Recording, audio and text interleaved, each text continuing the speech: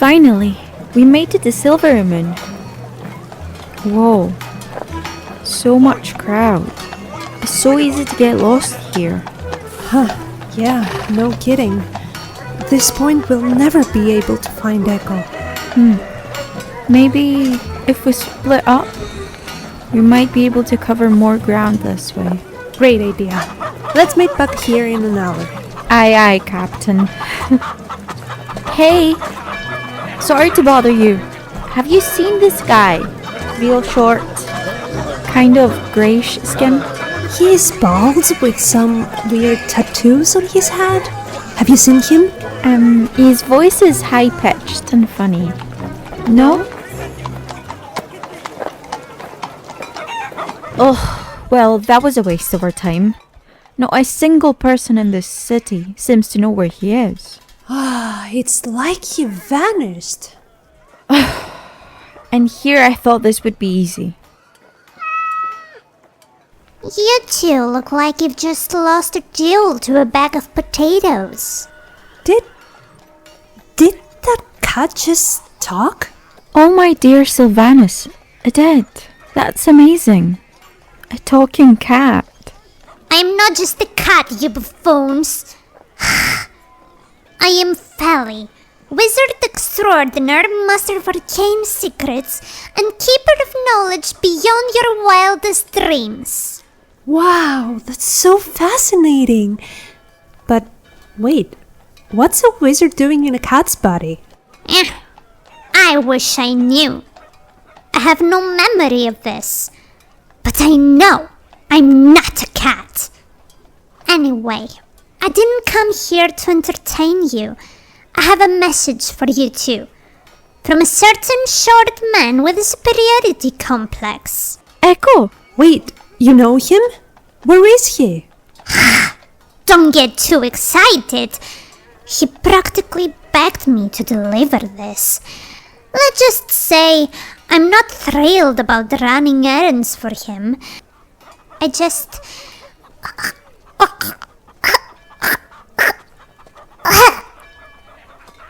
owed him. Thank you, Felly. This means so much to us.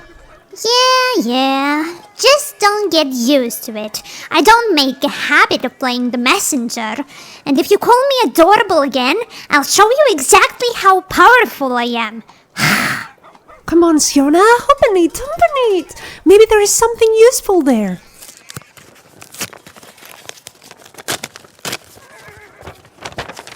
Dear Sionnach and Lovette, first off, thank you. Helping me take my body and life back wasn't just brave, it was more than I probably deserved. But unfortunately, I had to leave Silver Moon in a hurry. There are things I need to attend to, and let's just say my presence here was starting to attract the wrong kind of attention. Now, Sionnach, I know you're searching for me. I don't have all the answers, but I want to share what I know in the hopes it helps. There's only one place I can think of that could connect you to her, and that is the plane of crossroads.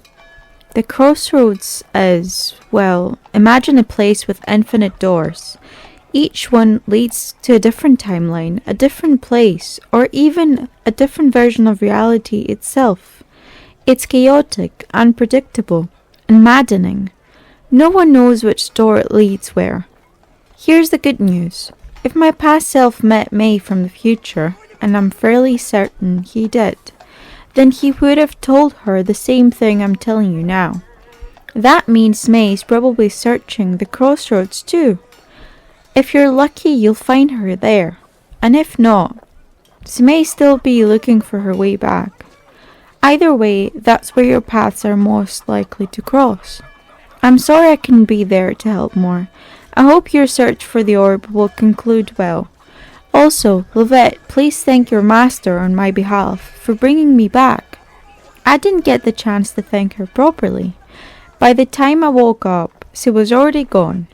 Good luck, both of you. Until we meet again. Ekko. P.S. You can trust Felly. She's one of the good ones. Yeah. How dare he mention me? I'm happy we finally have a lead on finding May, but I'm a little bummed we didn't get the chance to show Ekko the orb. You could have told us how it works. Back to square one with that, I guess. An orb? Can I see it? Yeah, but it's broken. We're trying to find the rest of the pieces scattered across the world. The problem is, we don't know exactly how it works to locate the next piece. We thought Ekko could help us since he is, a strong wizard. Strong? Don't make me laugh. That silly gnome can't even separate a basic arcane wave from a conjuration spell. Show me the orb. But you're a... Show me the orb.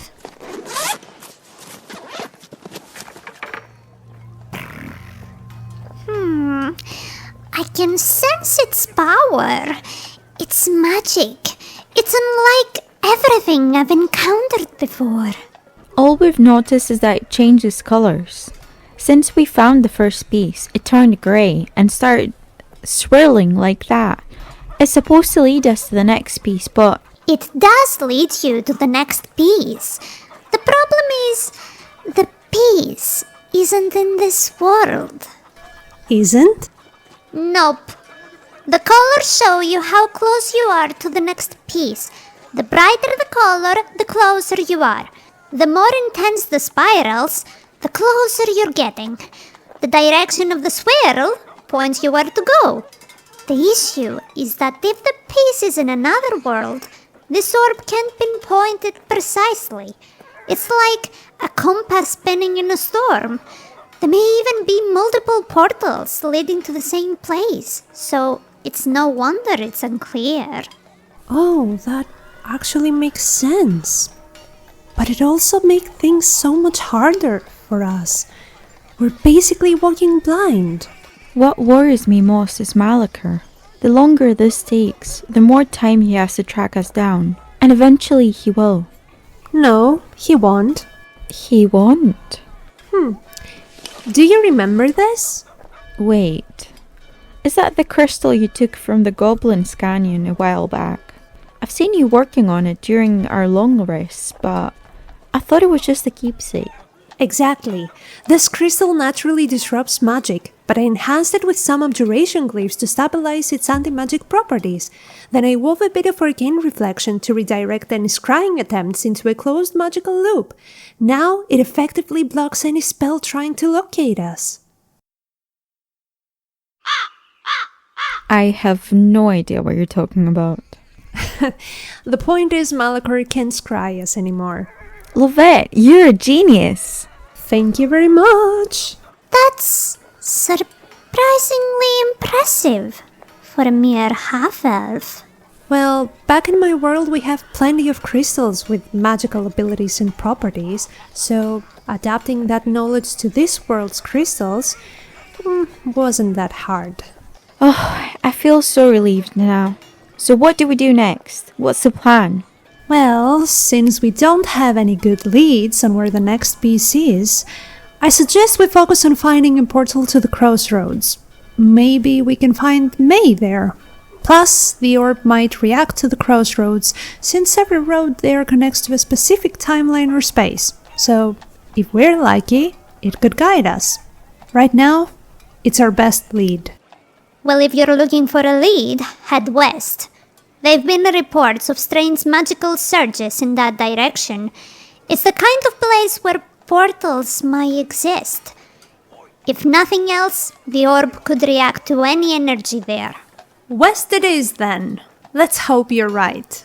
Meow. Of course I'm right. I'm not just some house cat, you know. Thank you, Felly, for everything. You've been a great help. Do you want a snack before you go? Maybe some fish? Do you want to find fleas in your boots? Alright. Bye. Thanks, Felly. Hey, you, Lovette. I see something within you. Potentials. A power that lingers, like a fire waiting to ignite. If at any point you wish to harness and control it, come to us. What do you mean? Where? To the Conclave of Arcane. There you can work on your abilities, unlocking the full extent of your potential. But I need to go home. I have to focus on finding the pieces and helping Sionnach with May. I'm sorry. I understand. But should you ever change your mind, take this. It will teleport you directly to the Conclave when blown. Nothing can harm you there. But be warned. If you go, you must commit to the years of study that await. And should you bring Sionnach, know this. While she may accompany you, her understanding of magic beyond nature's essence is limited. She will be welcomed, but you alone must stay and learn as long as it takes. Thank you, Felly. I see you around. Meow.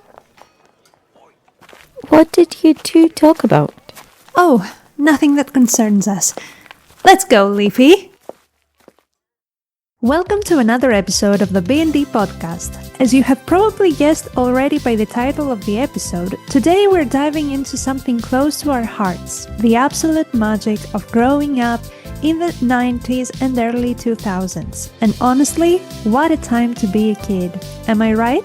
Oh, the late 90s were actually an iconic moment to be alive. And the early 2000s as well, especially since we were both old enough to understand what was happening around us. The nostalgia is hitting me right now. It feels so surreal that we actually lived in a period with no smartphones, no socials, no internet whatsoever, just the Saturday morning cartoons, Tamagotchis, and questionable fashion choices. Oh my goodness, low-waisted jeans, really thin eyebrows, layers. So many layers. And now here we are, grown adults, still obsessing over the same shows, playing remastered versions of our childhood games, and crying over Final Fantasy VII cutscenes. That's just you. Yeah, that's me. That's totally me. But yeah, in this episode, we are going to go back in time and remember our favorite TV shows, cartoons, games, video games, and whatever else comes to mind. So hop on for a full nostalgia trip. All right, before we dive into more details, let's start with an easy question to warm up. So Val, describe your Saturday morning as a kid in the 2000s. Whatever you can remember. Come on. As you already know, I'm an early bird. So since birth, probably. So Saturday morning, I was up even before the rooster. I was starting my day with Heidi, Girl of the Alps. For that folklore vibe I always had. Clara was her best friend. I named a goat we were raising after Heidi's wee baby goat as well. Oh, fun fact. That's great. Yeah, fun fact. Then after that, I'm sure it was Sailor Moon. Your favorite? Loved Sailor Jupiter. She's still my favorite. I don't know why. Maybe it's just the green this is wearing. Probably. I did like her personality as well. Then Pokemon was around 10 or 11 a.m. So I had plenty of time to eat my brekkie before I started watching it. And I'm also 70% sure Sissy? Princess Sissy. Princess Sissy? What's her name? Elizabeth? Whatever her name, I don't know. She was on Saturdays at some point. I really liked her so much. I wanted to get a black horse and be like her. What about you though? Well, I remember waking up early in the morning too, all excited for cartoons. But here's my thing. My absolute favorite show was Pokemon. And it used to air even earlier than when I normally woke up. And I remember being so frustrated every time I missed it. So after a while, I started using an alarm clock just to wake up early enough to catch it. And let me tell you, it was worth it because there was nothing better than sitting there in my pajamas, eating my cereal, and getting completely lost in the world of Pokemon and cartoons in general. But the worst part in this memory was the Smurfs. Not that I didn't like Smurfs, I loved Smurfs, but it was always the last cartoon in the morning lineup, which meant that the second it came on, I knew cartoon time was over. It was like the TV was telling me, that's enough, kid. Go be productive or something. And I was like, I don't want to be productive to be. I want to be the very best that no one ever was. But summers were the best because we could watch stuff every single day. Summers were indeed the best. Okay, so all right, that's a good start. Now let's talk about our favorite shows. And as I've said before, Pokemon is my entire childhood. I was beyond obsessed. So yes, I will mention it again and again in this episode. You've been warned. Noted. Same goes for me. Yeah. I loved Pokemon growing up.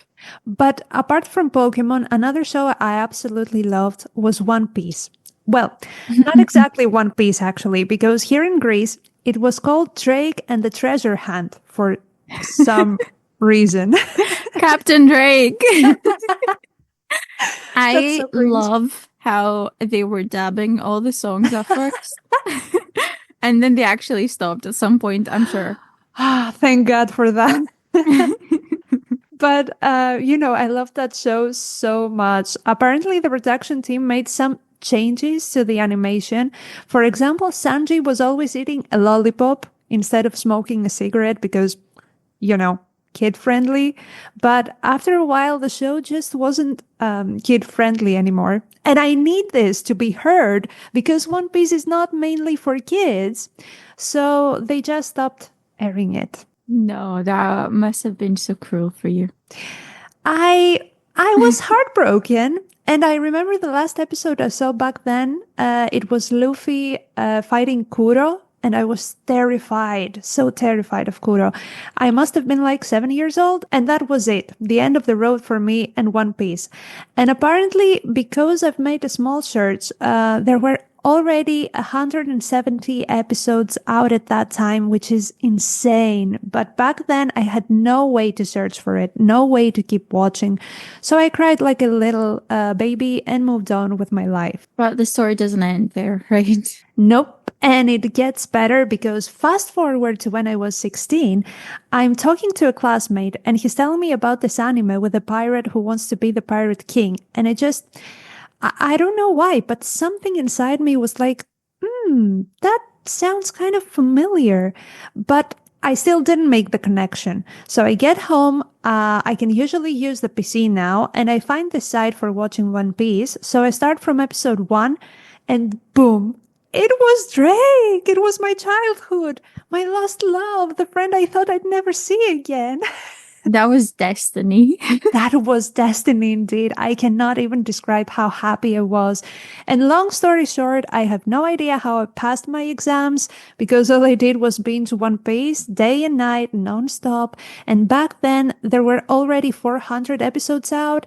And now, looking back, I just feel so grateful to Oda-san for creating something that has been such a huge part of both my childhood and my adulthood because One Piece isn't just an anime, it's a lifelong adventure. I vaguely remember it, but I can't say that I was that obsessed with it. And I'm not sure why. Yu-Gi-Oh! Was my go-to thing at the time because I'm sure they aired at the same time in Greece. So I had to choose a team. Yeah, Yu-Gi-Oh! Was great, and I remember collecting the cards too. But I just loved the game and the characters and the cards, not the animation as the animation itself. All right, I don't even know where to begin with this next one, actually, because my obsession was real. Let's talk about Pichu Pichu Peach. I can't be serious with that title. So, this anime was everything to me. It aired on TV and I used to watch it with my little sister. Of course, we loved the story. Very cutesy. But the absolute best thing about it was the songs. We loved the songs, all of them, and we still do. I mean, the songs were iconic, even in Greek. Yeah. Actually, we loved them so much that we would literally write down the lyrics on paper as we were listening.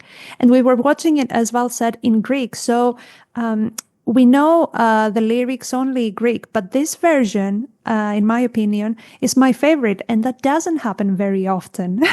And sometimes we may misheard them completely, sang them wrong, but it didn't matter because the passion was there. That is dedication. And to this day, I can randomly send my sister a voice message saying, Me parecire y habrá cambio vilino. And she will immediately respond back, Ki me dos ta grotiri turanio toxu. She gets me. I love you. I'm not even sure if anyone who's listening to us talking about this knows the name of it really, because I'm sure it was a different total title for other countries. Definitely. I'm not really sure what was the name. So if you know the name, or if you can pronounce it right for us, because in Greek it was so funny to just say piti piti pee. I'm not really. All I remember is that I was obsessed with wanting to be a mermaid who sings. And at first I had a crush on Kaito. But Rina was the name in Greek. I don't know if it's Rina in English, but Rina was for us. She was my favorite since she had green hair, obviously. And I loved her relationship with Masahiro. My biggest crush, though. I know you're going to laugh because I've never told you about this. In every universe, Brock, I choose you. I don't know why, but Brock was literally the perfect boyfriend in the eyes of wee Val. First of all, he was always organized and determined to get the ghetto. So that was so important. Always happy chappy. He kept his promises. That is so important to me, you know that. Great leadership skills. He loved Pokemon so much. He was so caring. Like that episode with Vulpix, which, as you know, is my favorite Pokemon, broke my heart. No pun intended. I think, I just love anime men, even though I keep saying that I don't. I'm just realizing it. No. Come on, join the club. No. For God's sake. No. But, that would be a very cool interaction between you and Brock, because you could see Brock, but you couldn't see me. Yeah, if you had a bad hairstyle day, that would. I think it would be better if you couldn't hear me, to be honest, because that can be really annoying. No, shut up. No, that's not true. One of the many reasons I love you is that you always get me. And not just that, you actually love the same things that I do. When I was in high school, I was a complete nerd, and my friends, well, they didn't exactly match my vibe. I remember showing them scenes from my favorite anime, showing them some anime-inspired drawings, or worse, getting all excited and singing a song from Pichu Pichu Peach, because, hello, how can an anime song can be that good?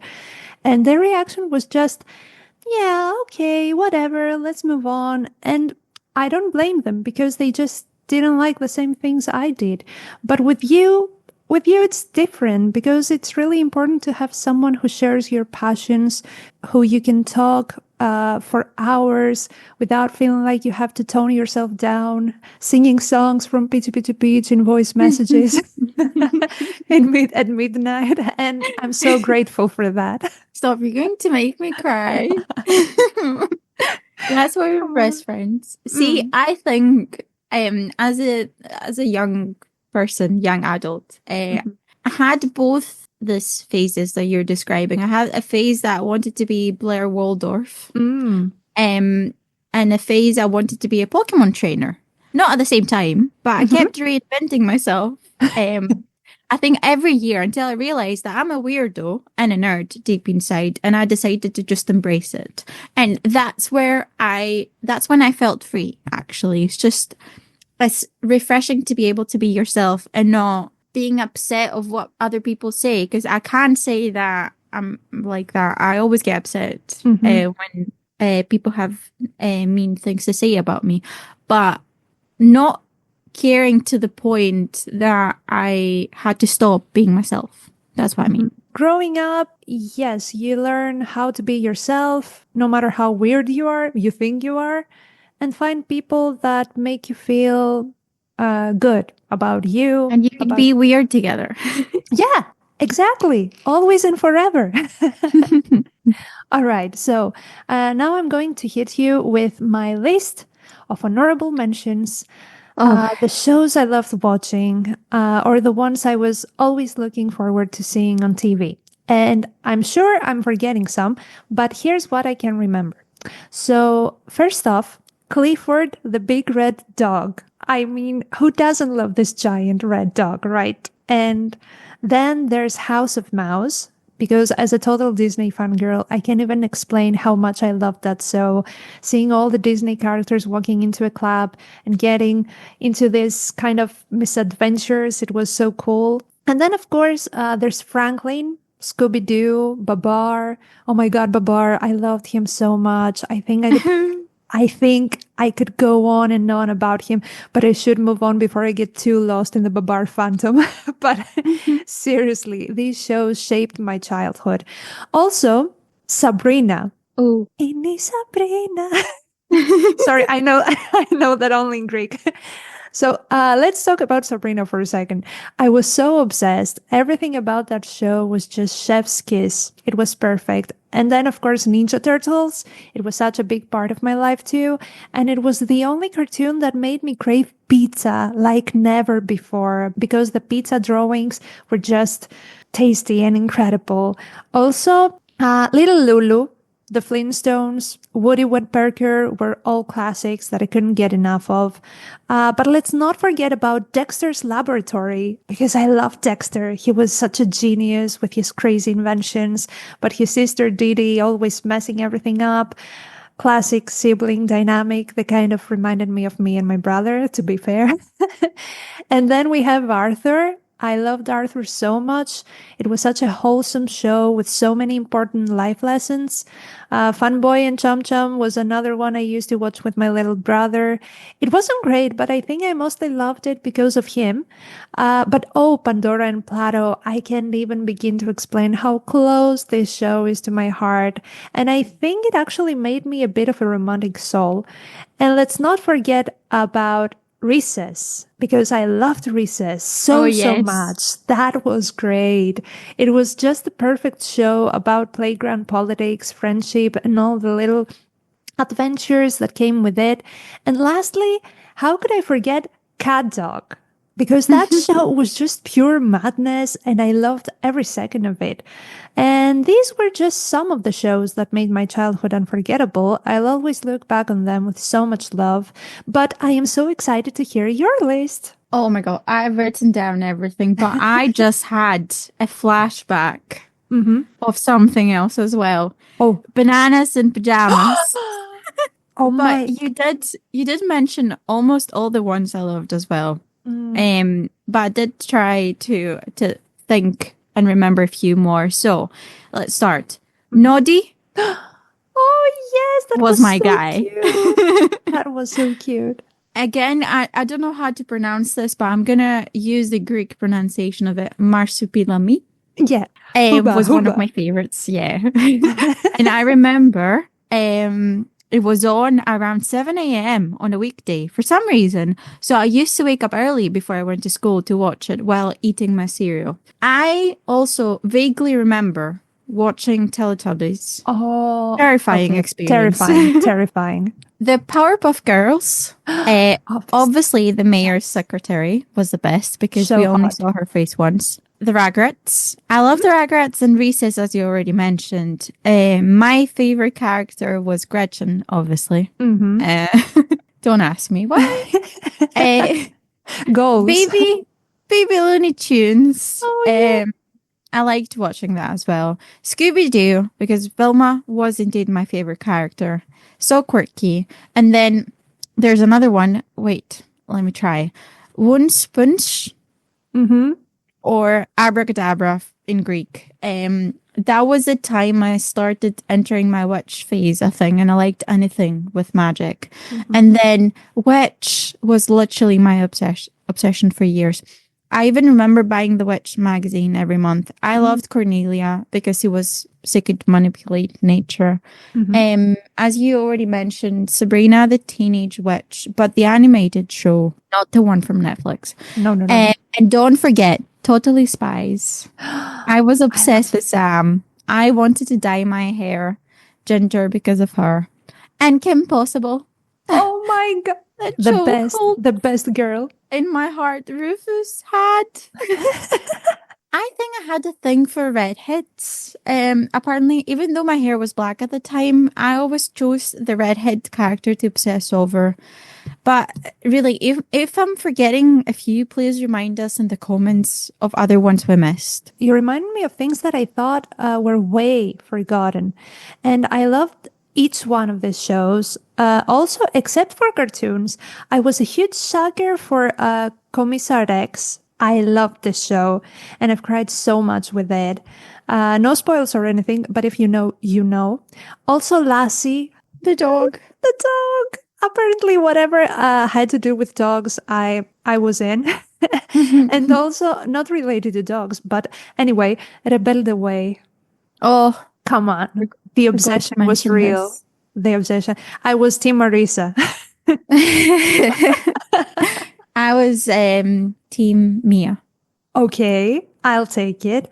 If you don't know what this is, just go and look up Rebelde Way. It was an Argentinian show, a high school kind of vibe show.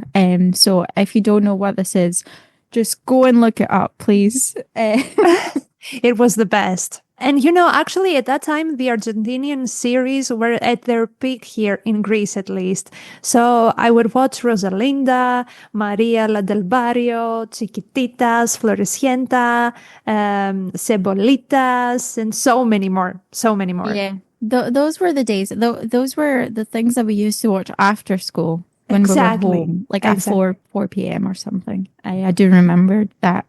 But let's talk now about our favorite toys as kids. Not video games, just toys. Oh, okay. So back to my Pokemon obsession. One of my absolute favorite toys as a kid was the Pokédex. I had a real-life Pokédex, like the one with buttons and the screen, where you could see each Pokemon and hear someone narrating all their abilities and characteristics. It felt so real, and I still remember one of my best friends in elementary school gave me this huge Pikachu plushie for my birthday, and I was completely blown away. I grew up with that plushie, and honestly, it's one of my most treasured memories. Of course, I was also collecting Pokemon stickers, figurines, anything I could get my hands on, because Pokemon was everything to me. Also, Polly Pockets. I loved dressing my dolls and styling them. How about you? I didn't know that a Pokédex existed, to be honest, and now I'm really, really jealous. Yes! I'm upset that I didn't have that. You should search it. I will do. I might just buy one.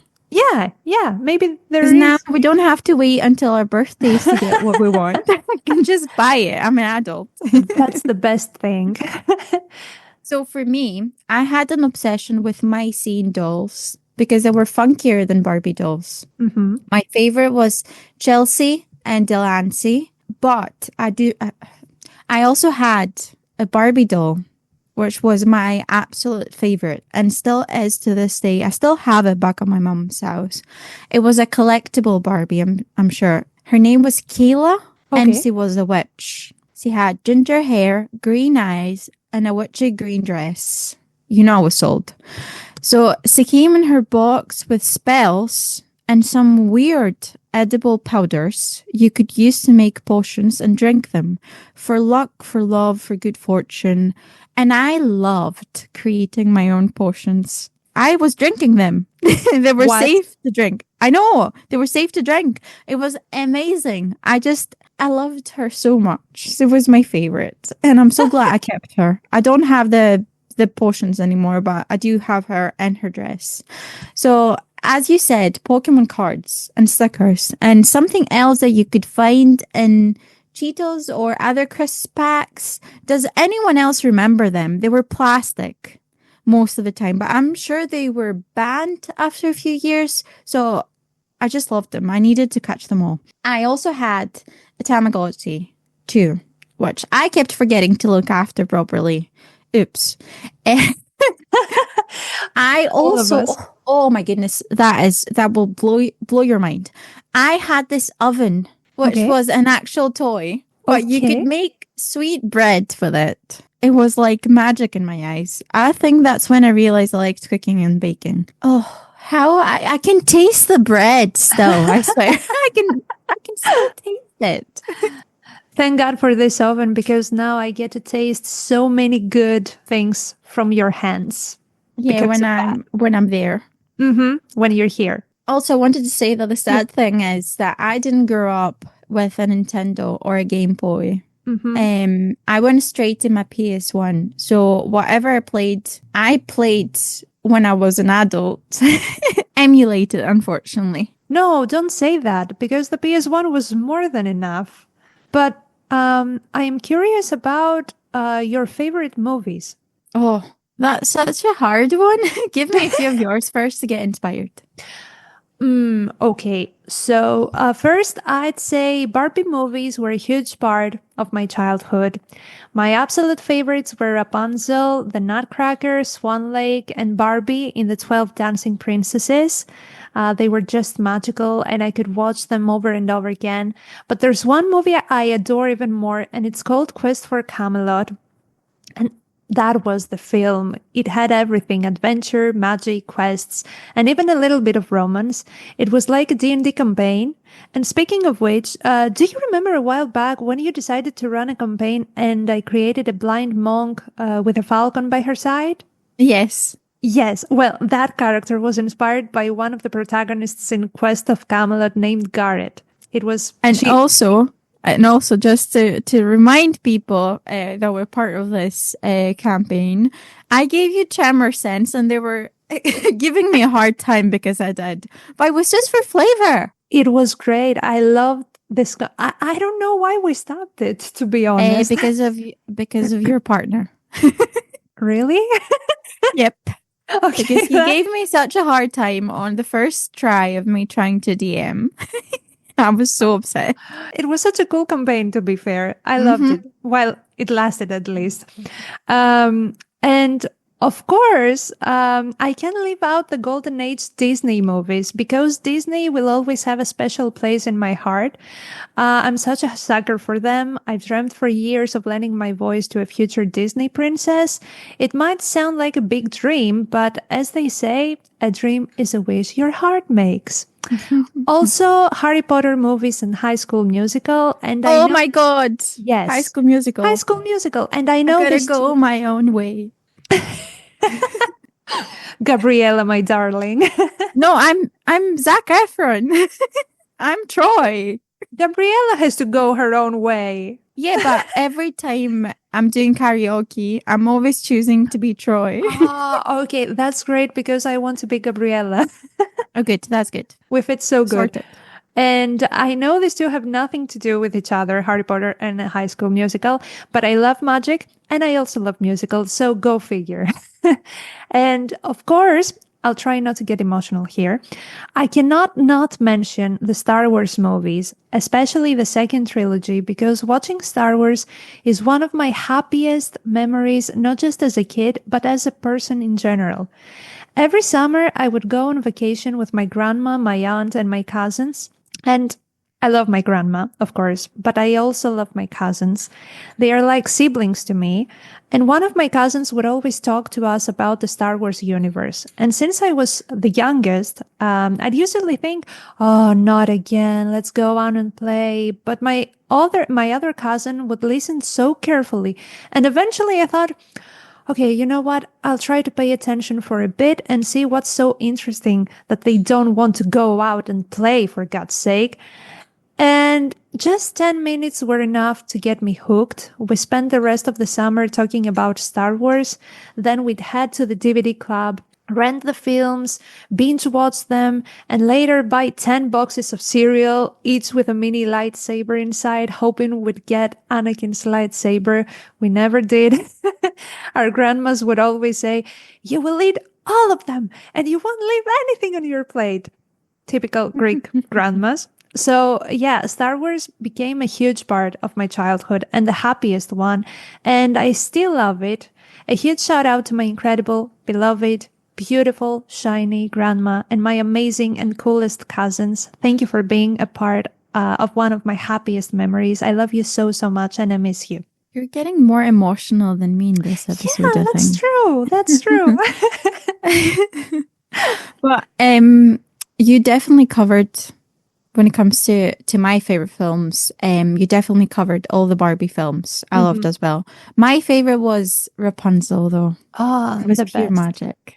Also, this one princess, Odette, if you remember her, the Yeah. Black Cauldron and the Quest for Camelot. Look, nostalgia is hitting me hard right now with them. They were just amazing.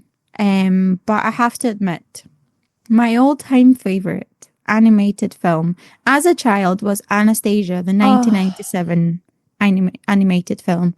The last Romanov Empress of Russia. Rasputin used to be my absolute nightmare of a villain. I remember watching this and thinking, oh, maybe I'm the lost empress. Anya is my name. Together in Paris. I loved all her dresses, and the songs make me cry, even now that I'm an adult. Every time I listen to them, Journey to the Past specifically. Oh. Also, Dimitri was a man. Now, for Disney, my favorite princess growing up was Belle. Okay. Since I wanted to find a man who would offer me a whole library as a gift when I grow up, or at least work in a bookshop. I managed to do at least one of them in a way, right? I work in a library, so that's good enough. Yeah, that's true. I have another memory of a film, but I think it was part of an animated TV show, actually. I remember rewatching it a lot because I had the VHS tapes. It was an episode from The Little Mermaid when Ariel met a deaf mermaid friend called Gabriella. I don't remember the whole story or title, but I remember loving watching this. They were singing in sign language as well in the film and dancing. And it was just fascinating to me. Don't ask me why. I have this faint memory of it, watching it all the time. We have already discussed, obviously, The Lord of the Rings so many times. So I won't say more. You know how obsessed I was with Arwen growing up, but I ended up becoming more like Sam and embracing it now. I also had nightmares about Gollum because I was literally 5 years old when the first film came out, I'm sure. What was it? 2000? Yeah, around there. I'll close this with one animated film. I think it's a TV show, but it doesn't matter. That was a film for me. It was like a tape again. It shaped me as a writer and a person, I think. It's really silly, but I used to love Starla and the Jewel Riders. Okay. It was renamed Princess Guinevere and the Jewel Riders after a few years. Don't ask me why, I don't know.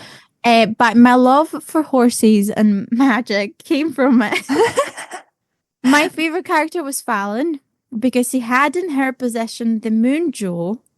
But I also loved Tamara since she was the pink-haired jewel rider who could speak to animals. Please, if anyone is out there who watched this, message me, DM me. I need to speak to someone about my obsession with this, please. Okay, I'll stop now. You know what we have forgotten? What? And it was the most crucial. Oh, no. Fantasy 2000. Oh, my goodness. Come on. How could we even forget about this? I'm not sure, but it's one of the best ones. One of the best. Sionnach's inspiration was from it as well. Yeah. I love this till this day. Me too. And it always makes me cry when I watch it. But what about favorite books as a 90s, 2000s kid? I'll be fair. As a child, I wasn't exactly fond of reading big books. It wasn't that I didn't like reading. I actually loved it, but I was more into illustrated books. I loved the combination of reading and looking at pictures. But those massive books with no pictures, it was a no for me. So, one of my absolute favorite books, and one that still holds a special place in my heart, is called The Strange Love of the White Horse and the Poplar Tree. The story is about a horse and a tree who fall in love, but they can never really be together. The tree is too tall and the horse is too short, so they can't even kiss. And eventually the moon blesses them and helps them find a way to be together. It's such a That is beautiful... so cute. Yeah, that's so cute. I think you're gonna love this book. It's such a beautiful story, and the illustrations in this book were absolutely amazing.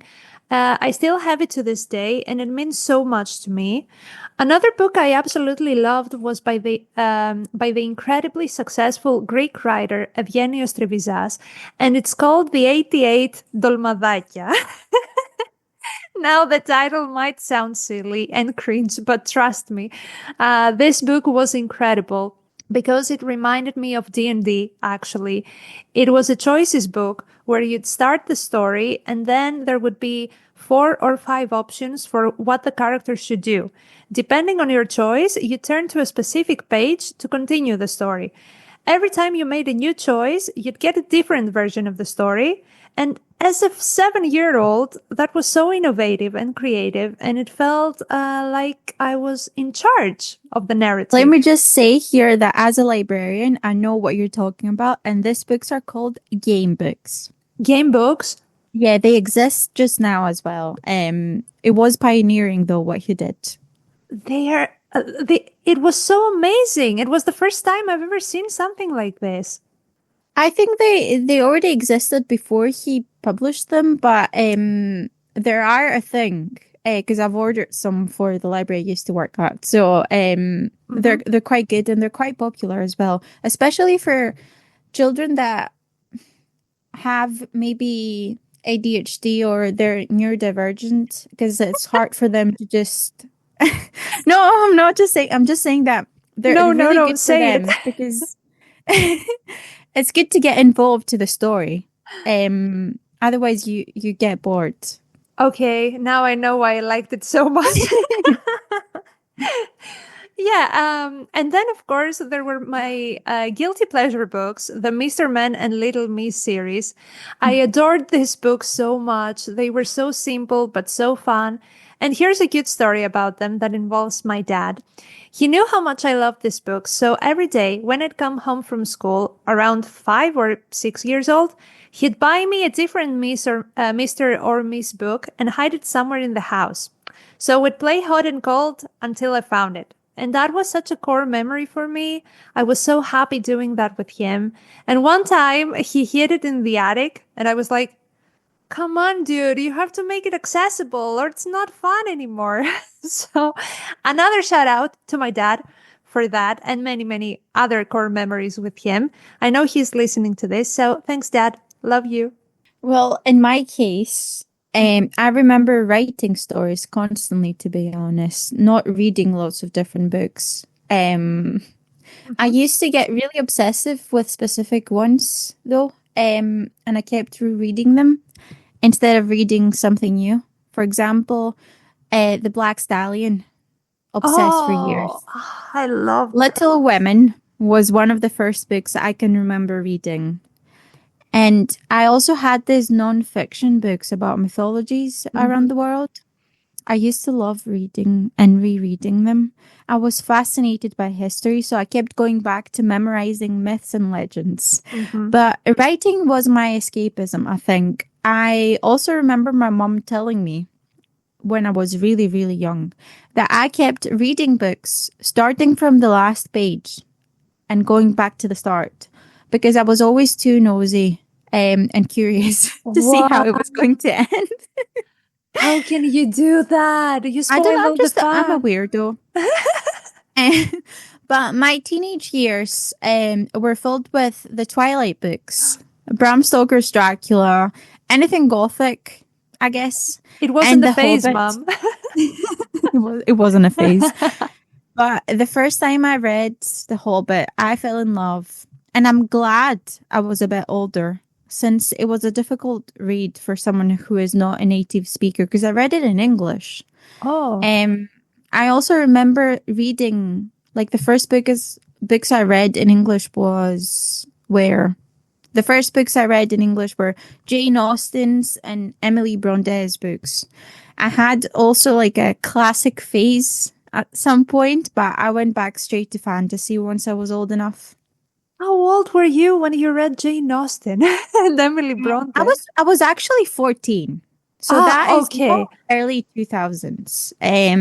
But yeah, that was my teenage era. I was scared for a minute. I was like, she was 7 years old reading Jane Austen and Emily Bronte in English? What? We have a genius here. No. I started reading books in English when I was like 13. Yeah. Maybe. That sounds okay. Like Little Women was in Greek when I read it the first time because I was so small. Okay, so finally, it's time. What about video games? Oh no. Oh, the amount of games I had for my PS1, thanks to my older cousins. So as I already said in many, many episodes, Tekken was one of my favorite games of all time. I just loved the franchise because it wasn't just a fighting game. The stories of the characters were so amazing to me. Also Soul Calibur, Crash, Sonic, and 102 Dalmatians, Bugs Life, Stuart Little, Rugrats, Digimon. Those were the times to be alive. That's true. I also remember this game where you could take care of your own stable. How I loved it. I had my own horses. Really? I don't know about that. I don't know the name of it. I can't find it. I've been looking for it for 20 years. So I was brushing them, washing them, and then competing with them. I really loved that one, but I don't remember the name of it, as I said. So another one that I absolutely loved, and my older cousin loved it as well. So we used to play it together. It's called Kula World. I think. It was just a game where you were playing as a ball and you had to move through difficult levels of a maze. I'm not explaining it well, but if you look I understand. You were a ball. Yes, I was a ball. Please tell me if at least one person knows what I'm talking about and I'm not sounding like a weirdo again. But when I got my first Windows XP PC, I used to play dress-up games online. But my favorite was the Mycene online shopping spree. Since you could design clothes, decorate your house, or go shopping with your besties. I was just such a girly girl. When I wasn't playing Vampire the Masquerade Bloodlines. Okay, you were a hardcore. I also loved playing on the PlayStation 1, but I spent hours playing games like Tarzan, Dalmatian Dogs, Toy Story, Tomb Raider, and even Tom and Jerry. And Tom and Jerry was the one I played most with my brother. It was a PvP game where one of us played as Tom and the other as Jerry, trying to knock each other out with objects from the house. And I remember that so well. It was so much fun. But looking back, I think that's when my anxiety first started developing. And then there were also PC games like Hercules and Ariel. I adored Ariel. She was my favorite princess. But there was also a Greek educational game called Peris and Katia. Do you remember that? I remember it. Yes, I loved this. And since you've mentioned Mycene, I used to play Stardoll as crazy. Oh, same. Did you play Stardoll? Yes, I loved it. Oh my God. Maybe we still have our accounts. I don't think we do. Maybe not. But Stardoll is still a thing till this day. Really? Yeah, it exists. Oh, I'm intrigued now. Let's go and play. So, yeah, I even spent hours on Chicken Invaders with my brother, shooting down chickens in space. It was a great name. It was a great game. Also, Super Mario. I loved Super Mario. I used to play with my dad. And also, a funny story. I'm sure a lot of you with siblings can relate. I was always so invested in my video games, especially on PS1, and my little brother would always want to play too. So I'd hand him a controller, pretending to plug it into the console, leaving him thinking he was in control. At some point, he'd say, "Hey, Zeffy, it's not going the way I tell it." So I'd play along with his movements for a bit just so he'd feel like he was playing. But then I take over again and keep playing my way. My sweet That little is brother. I'm sorry for that. I love you so much. And then I started playing on Nintendo, the Pokemon, of course, and One Piece. Also very cool experience. I love this mini consoles because they are so easy to play. You can just chill in bed all day and play every game you want. By the way, since you said Ariel, I just remembered something again. Oh, Kingdom Hearts. Oh my, I can't even. How did we forget? There's so many things I think we forgot in this episode. I'm sure we did. So please let us know because I need to go back to them to get comfort. Exactly.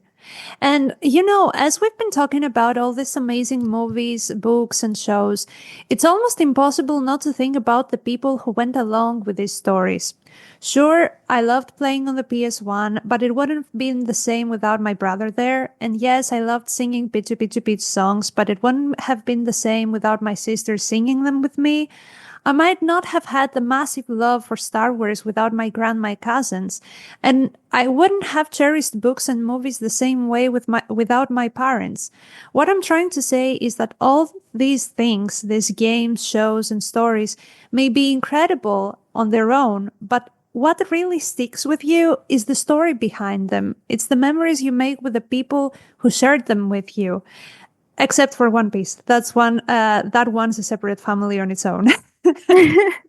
I am really, really grateful and glad that we had people that inspired us and were there to show us the magical world of games and fantasy. And I know for a fact that I wouldn't be the person I am today without my older cousins as well. So I know what you mean. This episode is dedicated to them. Exactly. So don't forget to show your love to the people you care about, to the ones who stand by your side, celebrating your weirdness, even when others don't. Cherish these moments from your childhood, those times you had so much fun with the people who were there with you through it all. And while we are closing this episode, I would like to thank all these important people who made my childhood a blast and a safe place to return to when I'm feeling sad or lonely or in doubt. I know that's something that not all people can say, unfortunately, and that makes me really sad, but also it makes me very grateful, and I love you all so much. It hurts, and I miss you even more. Okay, enough drama for today. Not enough drama for today, because since you're being so sentimental, I want to say that I'm really, really grateful for your existence as well, since your birthday is coming up. So I just wanted to say happy birthday, Zeffy. I'm really awkward. I didn't prepare a speech because I thought I should make it as emotional as I can. And when I don't prepare a speech, it's easier to just sound weird and awkward. And I know that you like that because this is who I am. But I want to say that I'm really, really, really, really proud of the person that you have become. And I can't wait to see all the things that you're going to do in your life. And I will always going to be here to be your cheerleader and help you as much as I can. Because this whole project started because you wanted to be a voice actress. And I said, let's do this. I have nothing to do with voice acting. It's not what I want to do in my life as a job, but I'm so happy to support you to make your dreams come true. And I know that you will be able to do it. So I just want to say thank you so much for existing. Thank you so much for being my friend. We had our ups and we had our downs, and when we had our downs, it was really, really bad. But when we have our ups, it's really, really good. So I just hope that we can stick to that. So happy birthday. Elves don't age, so you will always be 22. For about a decade. No. Yes, for No, about no, a no, decade. please. You're gonna be 22 forever and ever. And ever. I would rather spend One lifetime with you. than face all the ages of the world alone. So happy birthday! Thank you, And I don't know if Arwen. Blake wants to say happy birthday as well. Bus is right here. Oh, I love you. I love you both. And thank you so much for all your kind words. I feel so emotional and so grateful for your existence too. And you are my most precious gift I could have for my birthday. So thank you. Thank you. Yeah. Thank you. So, okay. I'm good. Oh, we are really curious to hear about your childhood memories or your favorite shows, movies, and books from the 90s or the 2000s, if you lived through them, of course. Don't forget to follow us on our social media pages to stay updated on everything new and connect with each other. So, until our next episode, may all your rolls be a natural 20. Bye! Bye.